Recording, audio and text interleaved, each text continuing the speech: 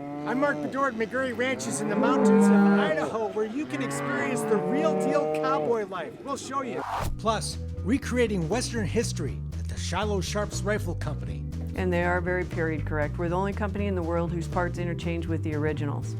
And the custom bootmaker to the working cowboy, Seth Tykert. And working cowboys, they'll spend money on saddles, on headgear for a horse, on boots. It's all next on today's Wild West. The Wild West.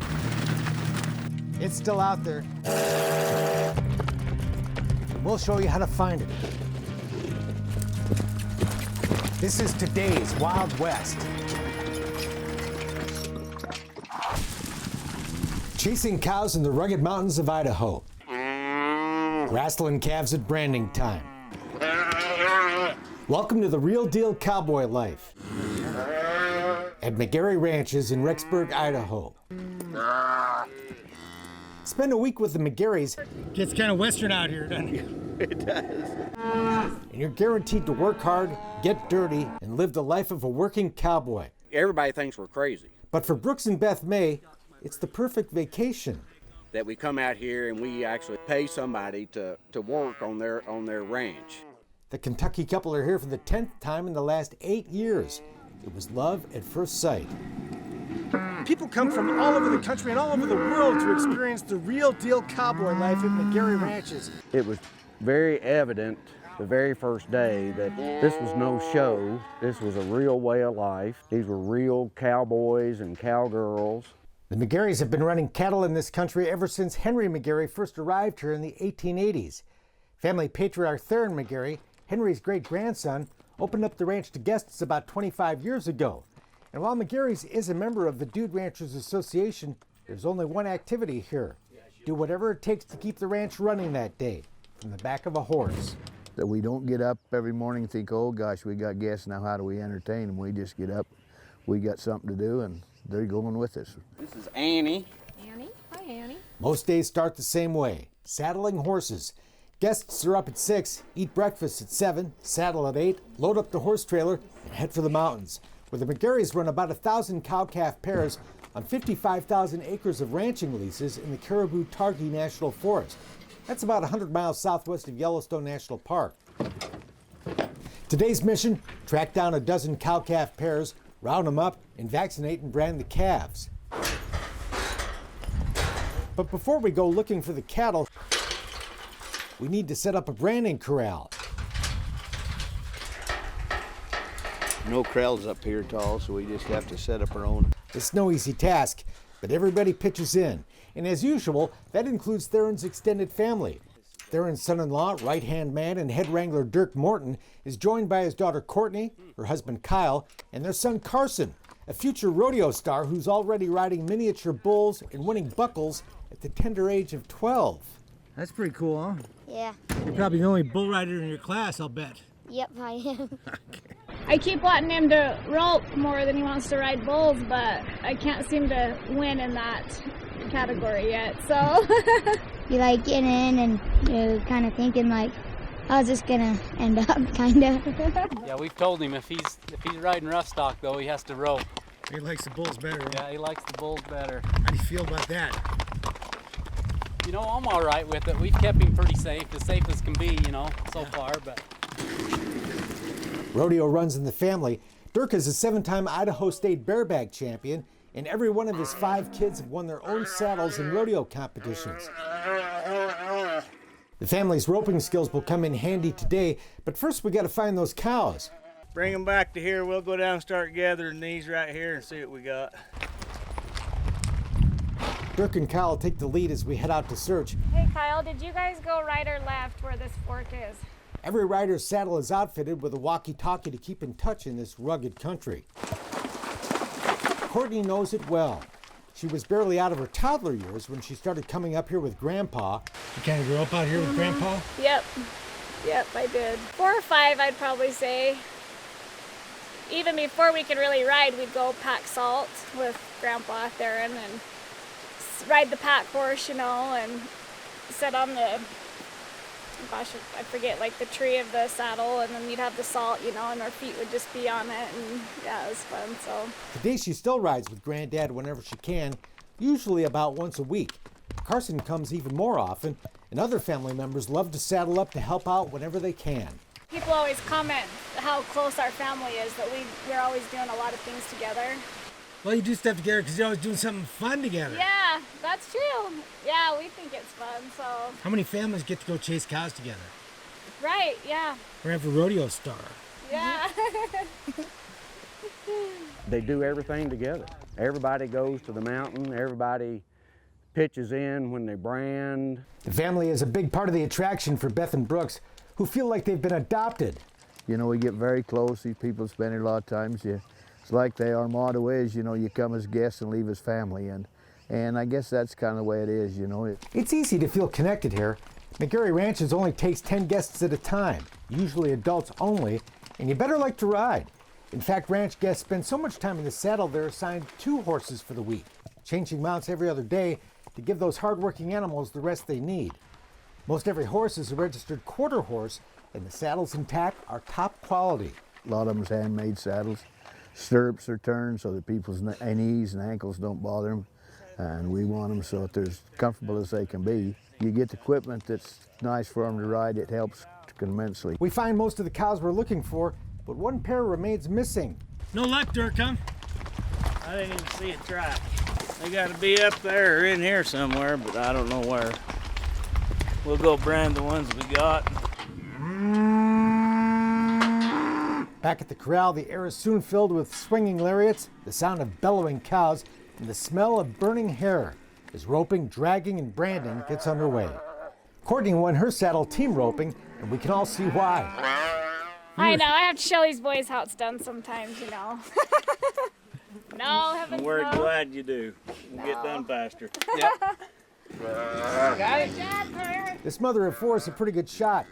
Carson, Kyle, and Dirk get their share too. Hired hand Charlie Jones heads up the ground crew, throwing roped calves to the ground. Not an easy job. Beth applies the vaccine shot. Brooks jumps in too, as Theron handles the branding iron. Now, I know people are going to ask, why do you have to brand? Well, because we run a big open range, and without that, there's no way to identify. We mix with other people's cattle, and so in order to be able to prove ownership to them, you brand them. You can do as much or as little of this as you want, or just watch. It's what you make it. If you go home without a bruise or a scratch, you ain't had any fun. Finally, we get her done, at least as far as the branding goes. We still have to tear down the portable and very heavy corral gates, then load up the horses. You do that easy, huh? Yeah, they're ready to go. They're tired for the day. That's a good job to have done. If your idea of a vacation is a cool drink on a beach, this may not be your cup of tea, but Brooks and Beth wouldn't have it any other way. Got your vacation's worth today, huh? Yes, got our money's worth today, there's no question. Whew. If you want to experience the real deal. That's it. It doesn't get any more real than that. After a great day of chasing cows in the spectacular Idaho mountains, you'll return to your comfortable cabin here at ranch headquarters, where you can kick back for a few minutes before joining your new friends for a delicious home-cooked dinner. And trust me, you will sleep well. More to come tomorrow when we're back in the saddle for a cattle drive. Back in the saddle again, along the picturesque Snake River. McGarry Ranches began running cows in this national forest before it was national forest. But today they're careful to comply with the terms of their grazing permit, which requires the ranchers to be up here 6 days a week. Come on, let's go. Rotating their cows to different sections to make sure no one area gets overgrazed. That means rounding up the cattle and driving them miles away to new pasture. That's the job today. Where are we heading, Dirk? Woods Canyon. So with Dirk leading the way, rodeo star Carson is back for the ride, plus Brooks and Beth, and my wife Marilyn and I. What's the plan? I'll run down and grab these. Just hold them here. Okay. And we'll get them, and we'll go right back up the way we came. Obviously, this is not wide open prairie, and finding cattle in this rugged country and keeping them moving on the trail can be quite the challenge. But it doesn't take Dirk and Carson long to find their cows, and the head wrangler comes charging back at a gallop to cut off the leaders and keep his herd going in the right direction, which will not be easy. What are we doing? We're gonna take him up this trail right here. Up! Hey, up! We're taking the cattle up a steep trail through thick woods while trying to keep them from escaping into the brush. And then Marilyn comes galloping after them. That's where those cow dogs earn their keep, rousting cows from even the toughest hiding places. Always fun to watch those guys work. Come here. Come here. Hey! No denying this is tough country for cowboying, but what an office. This is beautiful land. And the cattle are good for it. Grazing keeps the brush down, keeping the forest healthy, and cutting down on the potential fuel for destructive wildfire. It's good for ranchers too. There's plenty of grass and water for the cattle. However, what's worked for ranchers is a dream for many of the rest of us, living the cowboy life. And riding with the McGarrys is not just another trail ride. Badger, you're an awesome horse, buddy. We go up there to do something, you know, and we're either up moving cows or we're taking them off one place, changing pastures, or kicking them off some ground. They're getting fed off a little too much, putting them in an area where there is more feed. And I think that is, we go up there with a purpose, not just go up to kill the day to entertain the guests. You know, we go up there to accomplish something. Sometimes we don't get accomplished what we do the others. I've had several guests say one thing about it, it's challenging, and it is. When you're handling cattle up in that kind of country we run in, it is challenging, you know. This is riding with a purpose, doing a job that has to be done. And that's a big attraction, even to serious horse people. I know a lot of them will say, boy, it's sure going to ruin our trail riding at home, because it'll be pretty dull there, you know. So for Brooks and Beth, coming to McGarry Ranches has been life-changing. Sold our house in the city and bought a small farm out in the country and bought a couple of horses and got some chickens, and we thoroughly enjoy getting out there and working on the farm and not getting caught up in a lot of the things that we used to get caught up in. There's no denying it's hard work and labor intensive, but it's also a big change of pace from life back home and sitting at a desk. It is fun to watch these guys work. Dirk is a real pro, and most of us will never be the cowboy Carson already is at the age of 12. But the fact is, guests like Brooks and Beth become a vital part of the operation. No, they're supposed to be on that trail down there. Okay. After coming here for years, they know the drill, know what to do, and get the job done. You take like Brooks and Beth, they're people that's been here and kind of learn the country, you know, and we get a lot of people that have their own horses. They come up here, like they say, we can ride a little around home, but we can't ride and do the kind of things that we do up here.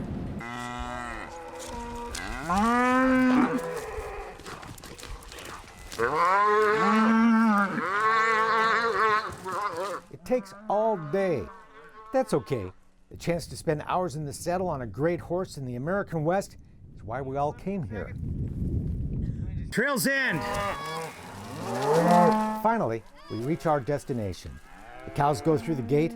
Mission accomplished.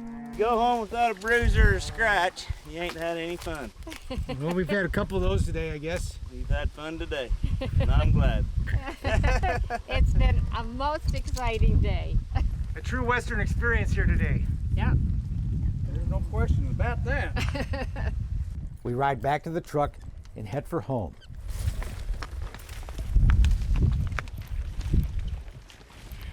Carson, you shoeing horses yet? Carson's the right size because you don't have to bend over. Right. It's family night back at the ranch. Theron's kids, grandkids, and great-grandkids are here for a hot dog cookout. And like little Blaze, every single one of them seems to grow up with a rope in their hands.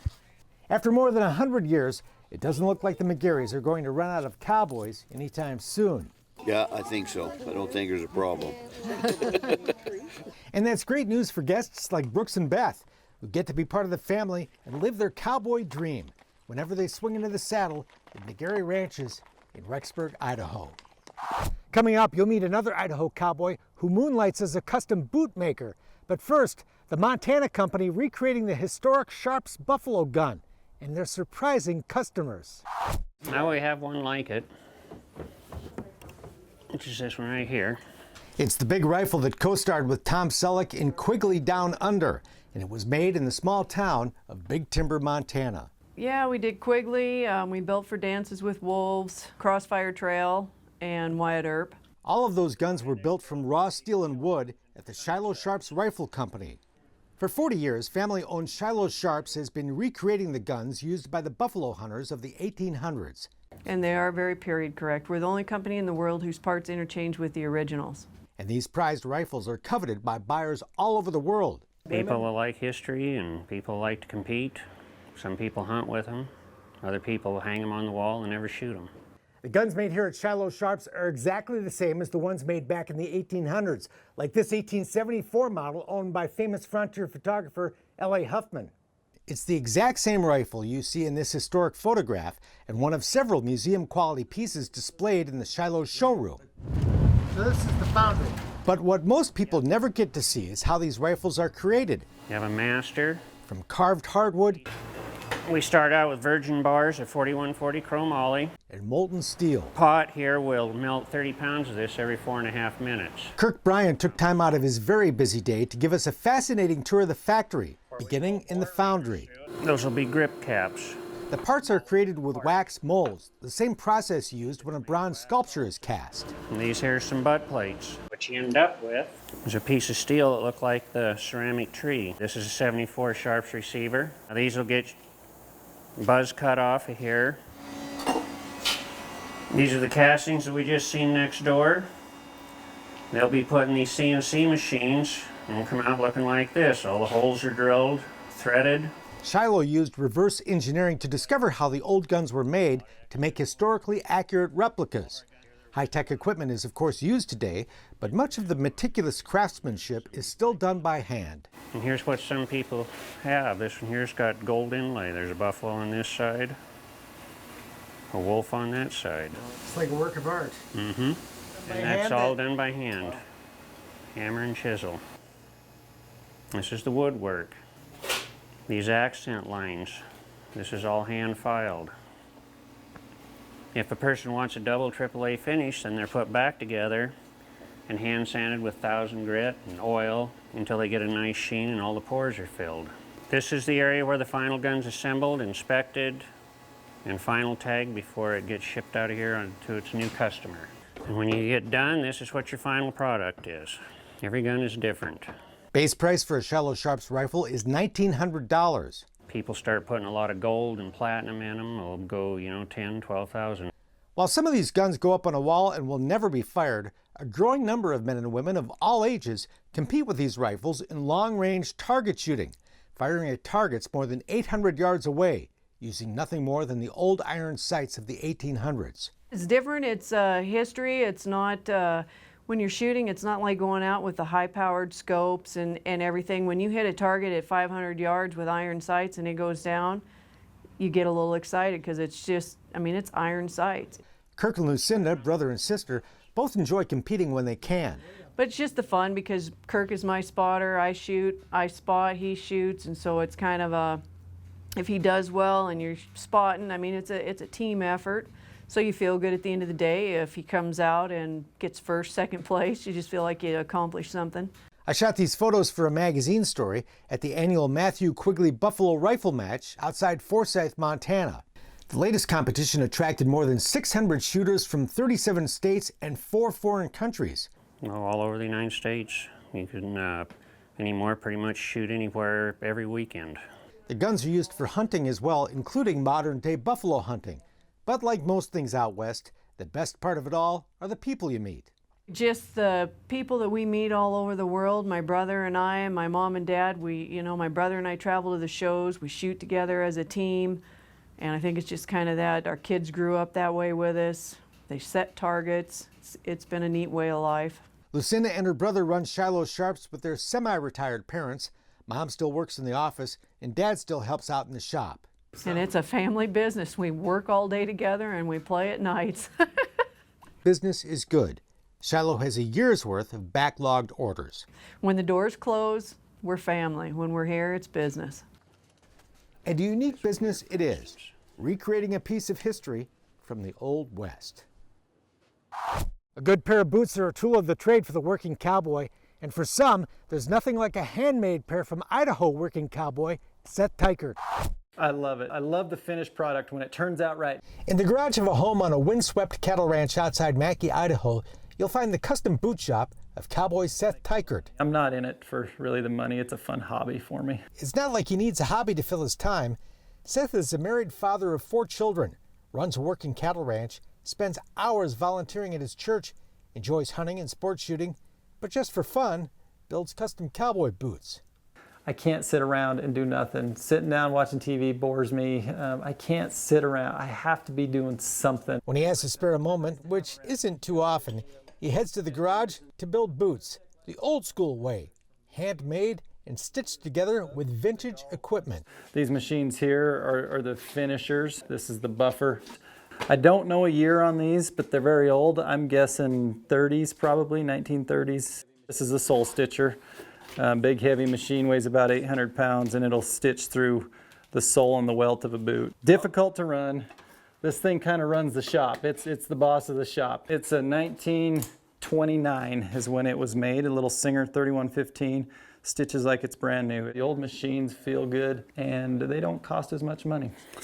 It all started by accident. I liked playing with leather. I always knew that. I liked just doing little leather projects, and I was searching for a leather sewing machine. I call the guy, he says, I'm actually a boot repair shop. Long story short, I ended up buying the shop. The working cowboy had long been buying his own boots from a custom boot shop in DuBois, Idaho, run by Steve and Bev Gilger. So I told them I bought a boot repair shop, and they said, well, what are you going to do with the machines? I said, that's a great question. I don't know. And they offered me a paid apprenticeship. Newly married, Seth and his bride moved into the apartment above the boot shop, where he spent the next 7 months learning the craft of building boots. Great experience, learned a lot. They're still good friends today. We still talk. They still coach me along and help me. Fast forward a couple of years, and Seth is managing the ranch in Mackay, but still working on boots, learning through seminars, classes, and videos. And after lots of trial and error, he finally started getting the hang of it. That's kind of how I got my start, just here at the ranch in the evenings. As I had time, I'd go fiddle with boots, and got to where I was pretty comfortable with it and started taking some orders, and the orders have kind of taken off. A lot of people call an order, and it's quite a process, starting with what's known as a last. You shape it to the person's foot off of the foot measurements, build up with leather where you need to shape that foot, and then you build the boot around that. Then you have to cut the custom designed leather pattern for the upper part of the boot. What I'll do is I make a cardboard pattern and I'd use his foot measurements, and then I cut out my top pattern. So I'm going to cut this cross out in gray and put it on the top here, and then he wants red stitching around that. And so it's going to be a black, gray, and red pair of boots. He's very particular on what he wants. When it's all sewn together, the boot gets mounted on the last. This pair right here is for a local rancher, one of the neighbors. This will be his second pair. This is a matching pair to his first pair. Water buffalo bottoms and a kangaroo top. It's at the stage it was just recently lasted. It's still wet. Seth uses lemon wood pegs to mount the boot instead of nails. Your boots are going to get wet out working. That's just the long and the short of it. These will swell, tighten the boot, less chance of leaking dirt. A nail will rust, cause a little bit bigger hole, and over time they start to let go and you start getting dirt leaking in and water leaking in. Then comes the welt. There's this part here. That goes around, and that's what the sole will sole to. Seth calls good quality material the key to a well-built boot. This is the insole I use, a good thick leather insole, and a lot of boots are still made with these, and you look for that. Really helps the longevity of a boot. You wind up with beautiful handcrafted custom boots that fit and last. But they're not cheap, typically $1,200 to $2,000 a pair. And I've had people that have questioned me on boots. I'd like a pair of boots, and they hear $650, their jaw hits the floor. They're really amazed at what they cost. But for a working cowboy, expensive well-made boots are actually cheaper. The lifespan you get out of a pair of custom or handmade boots is so much longer than a pair of factory boots that you can just buy off the shelf at a store. And that's how you justify that price. If you're one of Seth's children, boots are free when you turn 3. And that's their own. We don't pass them down to the next kid. That's their boot that I hope they keep the rest of their lives and go, that was my first pair from Dad. It takes about 40 hours for Seth to build a pair of boots, even longer for the fancier ones. So $1,000 or more, which of course includes the cost of materials, isn't much profit. That is a lot of money for a working cowboy, but a good pair of boots is a critical tool of the trade for the guys who make their living on the back of a horse. And working cowboys, they'll spend money on saddles, on headgear for a horse, on boots, things that they need to have good. You can go buy a factory saddle also, and they don't last, they don't hold up. You get a bull rope, you break the tree. What good was that? You saved money on the purchase price, but you lost money in the long run. Working cowboys are his main clientele, and there's nothing more satisfying than a satisfied customer. I love it. Go to a branding and there's 6 or 8 pair of my boots running around the branding. It's neat to see that, and they're holding up. Nobody's cussing at me too bad because they hurt their feet. Unfortunately, if you want a pair of Seth's boots, you're out of luck, at least for now. The waiting list is so long, 4.5 years, that he's quit taking orders. But for those lucky enough to snag a pair, they're worth the wait.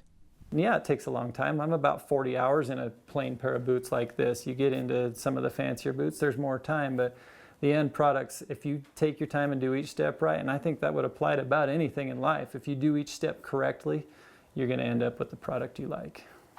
That's it for now. We're back next time with more cool stuff from today's Wild West. I'm Mark Bedore. We'll see you down the trail. For more information on the people and places featured in today's Wild West, or to order show DVDs and books, visit todayswildwest.com.